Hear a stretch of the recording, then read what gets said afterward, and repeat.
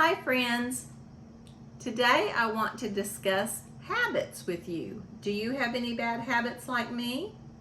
If you do, I will be sharing some ways that we can replace those bad habits into more positive behaviors so that you and I might live our best life. And first I wanted to talk to you about something that's called the habit loop. Have you heard of this? The habit loop is a neurological loop. It is explained as a cycle where we are triggered by something, we perform the action or the habit, and then we're rewarded for performing that action or habit. Now that action or habit may be good or it may be bad. Some of our habits that we do are automatic. Some examples of our automatic habits that you don't even think about doing: brushing your teeth in the morning, brushing your hair, shaving your face if you're a guy, if you shave. And then some bad habits that we might do. Some of us have better habits than other habits. Maybe you eat more junk food than you want to do. Maybe you don't exercise like you want to do. That positive feedback that we get from being rewarded is a lot because of the dopamine that is released into the dopamine chemical that's released into our brain.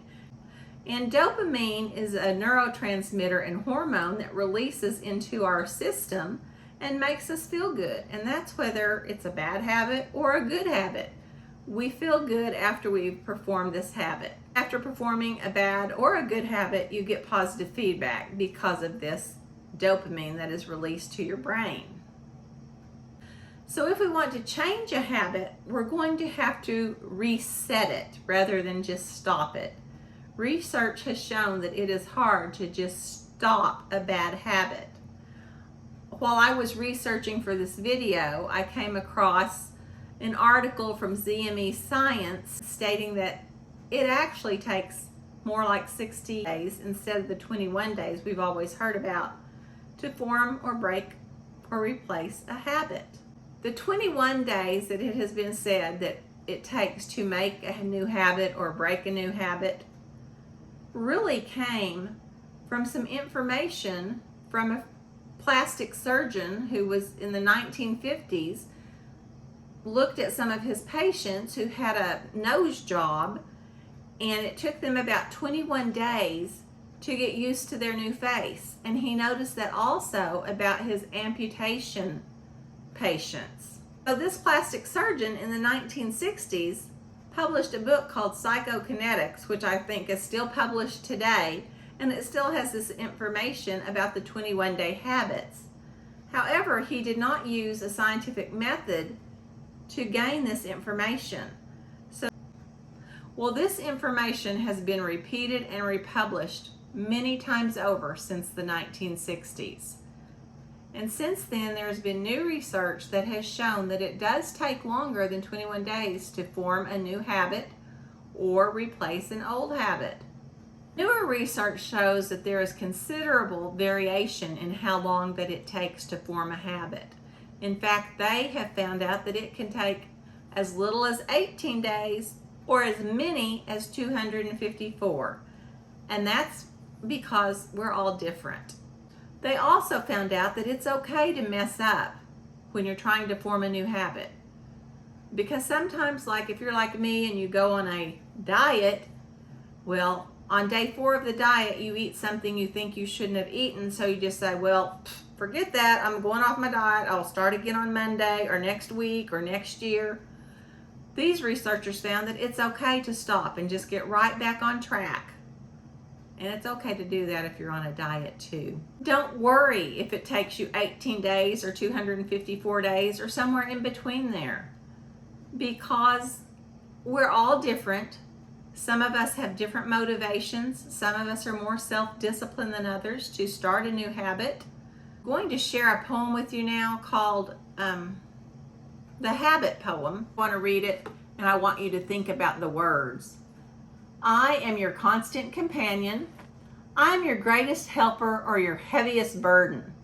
I will push you onward or drag you down to failure. I am completely at your command. Half of the things you do, you might as well turn over to me. and I will do them quickly and correctly. I am easily managed. You must be firm with me. Show me exactly how you want things done, and I will do them automatically after a few lessons. I am the servant of great people, and alas, of all failures as well. Those who are great, I have made great. Those who are failures, I have made failures. I am not a machine, though I work with the precision of a machine, plus the intelligence of a person. You may run me for profit or run me for ruin. It doesn't make any difference to me. Train me, take me, train me, be firm with me, and I will place the world at your feet. Be easy with me, and I will destroy you. Who am I? And of course, you probably know by now the answer to that, who am I, is habit. I am habit, because we've been talking about habits. So your habit can be your greatest helper or heaviest burden. I will share a link to that poem down below in the description of this video if you'd like to download it and put it somewhere. What is a bad habit you'd like to change? And how will you turn that into a positive habit? Let me know in the comments below. If you're changing a bad habit with a more positive one, here are 3 things for you to look at. First, trigger.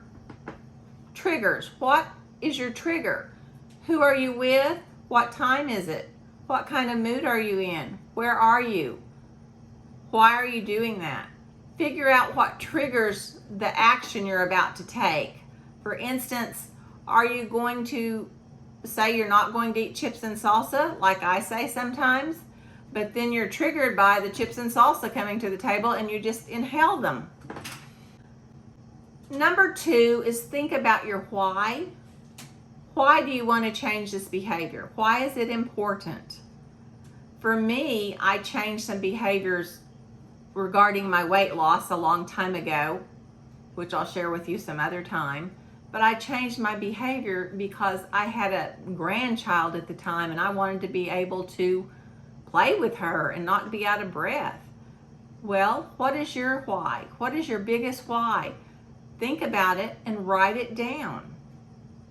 Put it on your phone if you don't want to write it down, but it's nice to have a little reminder somewhere to remind you of your why, so it will help you stick to changing and replacing this bad habit for a better one now.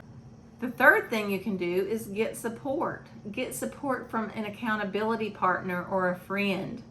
Maybe your friend can be your accountability partner, like just surround yourself with supportive people. If you're trying to quit smoking, don't go hang out with all the people who are going to go take a smoke break. Maybe hang out with some of the people who don't smoke and visit them.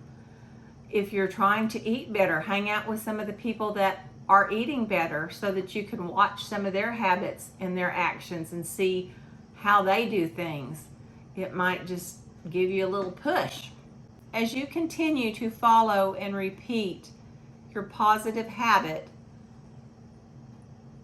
and you do this continually, you'll find yourself with the desire that you want to continue with this new habit.